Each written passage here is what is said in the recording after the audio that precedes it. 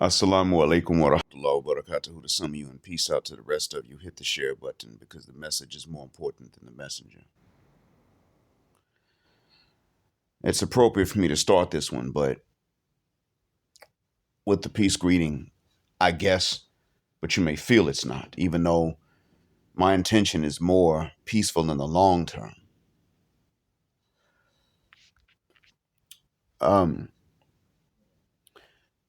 For Black folks and Palestinians alike, solidarity between the two is an ideal. It is an ideal that some are trying to make into a sustainable reality, and I commend them for a good intention. I don't knock the intention behind it. But I want to say something to both groups. This is not one where I'm going to flatter anybody in this particular message. Black folks have loved Palestinians more than Palestinians have loved Black folks because of two bad reasons. Really, one bad reason. And for both of them, that is internalized white supremacy. Because of the side of the coin facing us, we have loved everyone else more than we love ourselves. That has been our internalization of white supremacy, and it has also been an instinct that we have because we're the parent race of other groups of people. And so we tend to look at them as our kids on a subconscious level. We don't even realize we're doing it, but we do.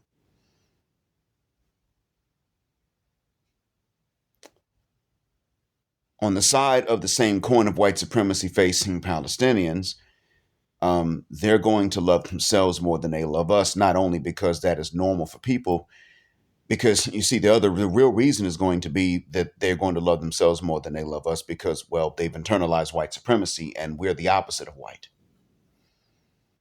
See, they don't always love themselves more than they love everyone else. They love themselves more than they love us. Many groups of people have been told to do that. And they have not been far from the nucleus and the capitals of white supremacy.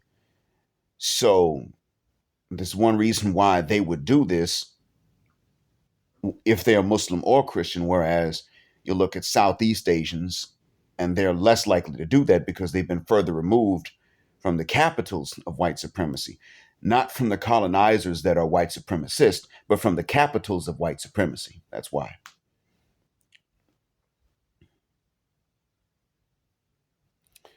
They've been colonized, but they have not come under the Roman Empire, whereas Palestine was.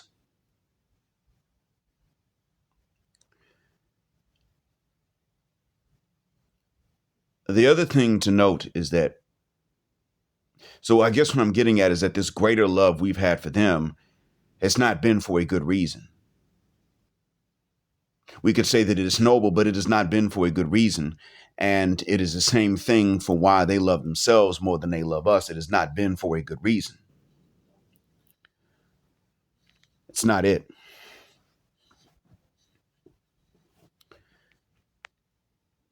It has been for bad reasons. And both Black folks, Muslim or not, and Palestinians, Muslim or not, have been dealing with the same inferiority complexes that has ruined the solidarity, not only between Black folk and Palestinians, but between any groups of people that have been colonized and oppressed and in bondage and or oppressed and in bondage. Everyone that has been under the thumb or the heel of an oppressor in one way, form, or fashion or another, you would think would have solidarity against the common oppressor, but unfortunately, inferiority complexes don't do that. They can understand each other's plights, but solidarity means not only a cooperation with each other for the greater good, but it also means a cooperation against the evil.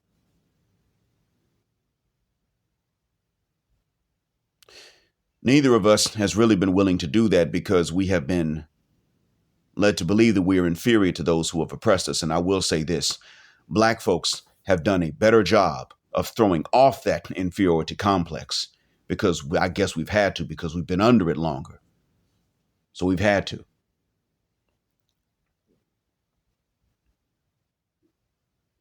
But the solution has been one that I have stated before.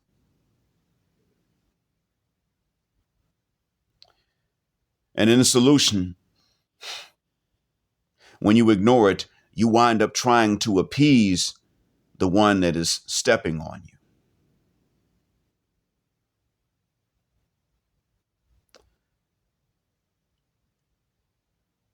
Some Palestinians have rightly stated that when these oppressive occupying forces like the states go and enforce their imperialism in Muslim lands in general, be they Arab or not, be they Palestinian or not, that many in uniform are Black Americans, and they're not lying when they say that. They're right.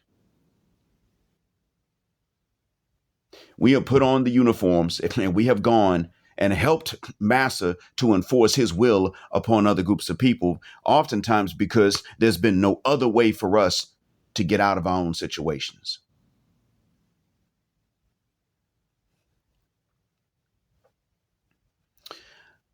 But when they say this, I don't want you to think that none of these non-Black folks with the same uniform on are not them. Don't forget, Nidal Hassan, it is actually fairly common for Palestinian Americans to don the same uniforms, and it is common for Palestinians to become Americans by donning the same uniforms.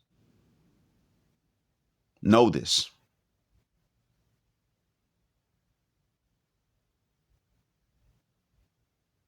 I mean, after all, the Comanche have battalions in the United States Army that were in Iraq helping to colonize and occupy Iraq. After what them white folk did to the Comanches in Texas, now they have battalions in the U.S. Army helping Massa. That's the thing about being Massa. You get people that you colonize willing to help you colonize others. Gandhi was one example. There were many people that joined the British Army as colonials from India alone. This is not a new thing. Don't think it's only Black folks that would do something like that. When Massa is the one in charge, everybody bows. If anything, we're oftentimes the ones that give the most sass and back talk.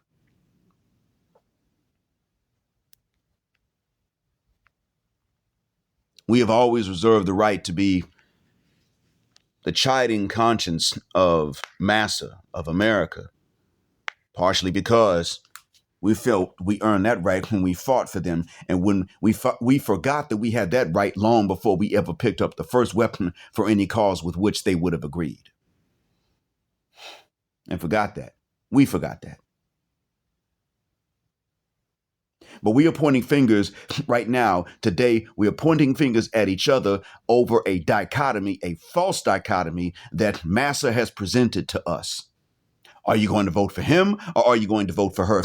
Do you think that the ones that put him and her up as part of this false dichotomy are going to not shoot either one of them that changes the foreign policy? If you try it, they will kill you. It doesn't matter who's in that White House, which they call it that for a reason.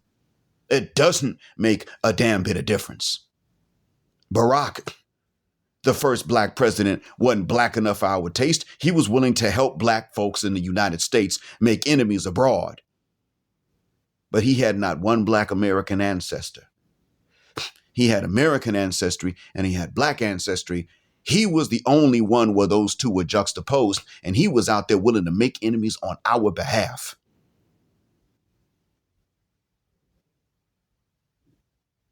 If you think about it, how many of us really even, though we might have, it's like all of us wanted to see a Black president, but none of us wanted to be that Black president. What's the reason? There's no way that an ADOS man, an FBA man would have taken on that. It had to be him. Because many of us would have loved having that power if possible, but we instinctively knew, subconsciously knew that the power structures were not going to just let us vote our way into exactly the kind of power they did not want us to have. Because how many of us would have been willing to keep up the same foreign policy in the first place? If we don't like Palestinians, if we don't like Arabs at all, we still would not have been willing to help do stuff like this to them. We all knew if he had been FBA, he would have had a higher chance of being taken out, like what Crooks tried to do to Trump. Because many of us would have looked at that foreign policy and said, no, if we could have changed it, we probably would have done it, even if we didn't like them, and we would have been taken out for it. So now this false dichotomy has been presented to us again, and Black folks and Palestinians once again are arguing over bones left behind by the white supremacist Zionists who have eaten the meat. It always happens like this. Non-whites argue over the bones. Massa eats the meat. And this is just another situation in which this is happening. I'm not going to sit up here and argue with Black folks or Palestinians about which candidate is better. The foreign policy stays the same. Many of the internal policies are going to stay the same. What does America owe us? Every goddamn thing that they don't want to give up. What do we owe America? Every goddamn thing they don't want to tolerate from us. That's a policy that's never going to change inside of the United States. We can't vote our way into reparations that are actually owed to us. We can't vote our way into all of the advantages that come with being an American and none of the burdens. We can't vote our way into that. That's not up for election. That's not up for vote. And it is the same thing when it comes to a foreign policy. Whether that foreign policy is regarding Palestine specifically or the Muslims in general or the Black race as a whole, it is not going, neither one of these things is going to change.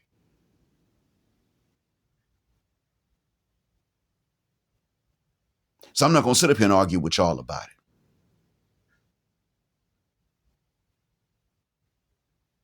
I'm one of those that knows the truth behind the statement, the right wing and the left wing belong to the same damn bird. I know the truth of that behind that statement. Now, I never phrased it like that on my own before I read somebody else phrase it that way, but I know why that statement is true. I know that it is true, and I know why it is true, and I know how it is true. I just don't have all the names of neither the group nor the individuals that keep it so, but I can see that. That's what does not change.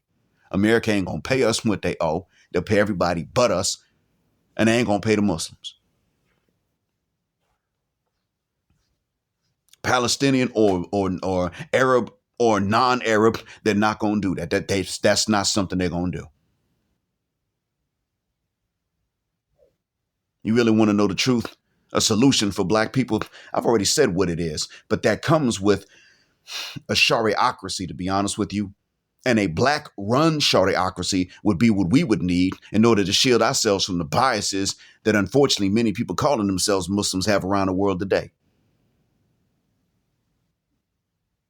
They got many people ain't Black and don't hate us and would try to run things fairly. They just wouldn't know how.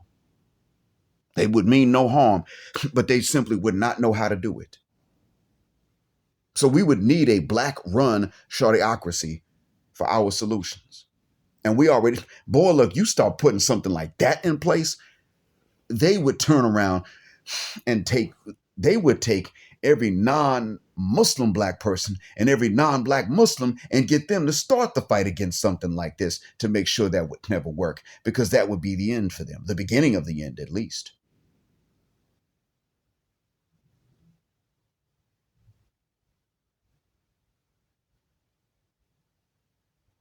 So there's not really much to argue about. I've talked about why it is that Edward Anderson had to cook Arabs in general, and why it is that Bilal of the Features has to cook many Muslims that aren't Black. Because even when they don't hate us, there's a brainwashing that they have not thrown off of their shoulders yet. This does happen. So Bilal of the Features has had to call that out. Shouts out to him for doing it.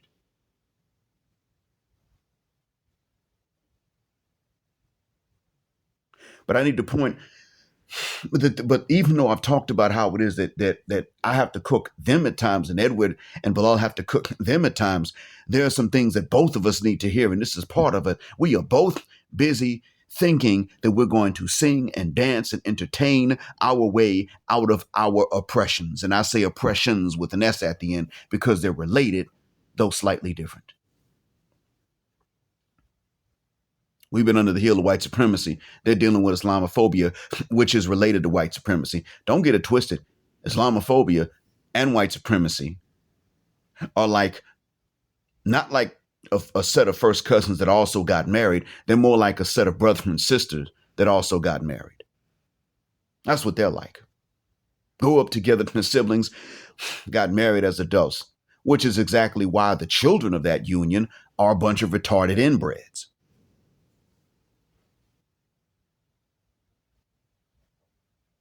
See, while we're sitting up here getting stuck on dumb dichotomies, don't get it twisted. Islamophobes and white supremacists are very clear on something. They can sit up there and talk about a particular religious group that is not Muslim all they want to, talking about what kind of control they have and what kind of plans they have. They can talk all that all they want to. They are not going to be fooled into loving Muslims, especially those that ain't white.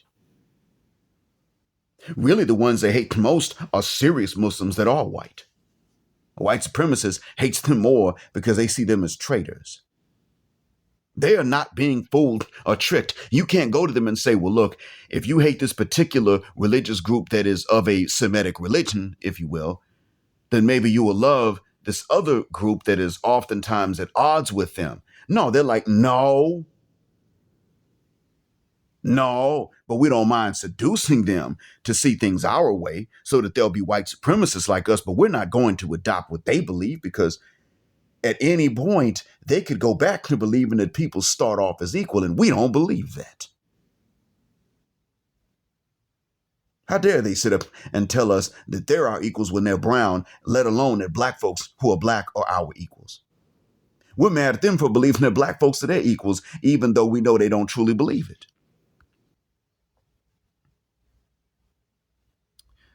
So this is something that both of us need to know. Both of our groups, both of our people need to know.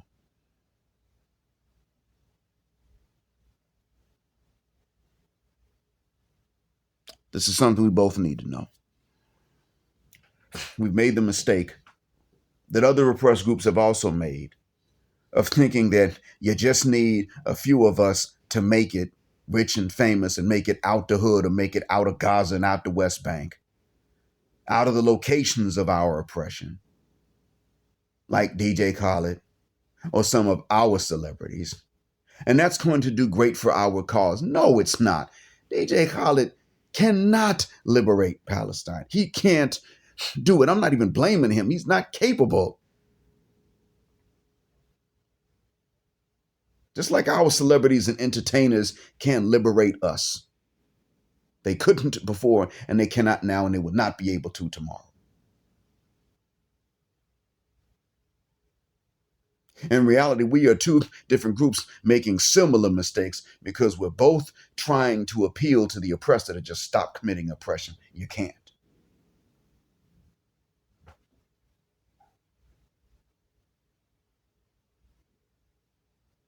And both of us have been abandoned by people that you would have expected to have solidarity with us.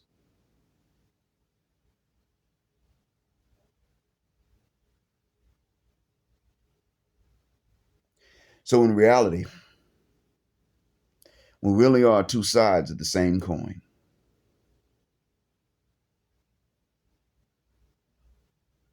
The major difference between us is simply that right now we black folks are reacting when we pull back our solidarity. That's the major difference. We were not the first ones to not care. That was not us.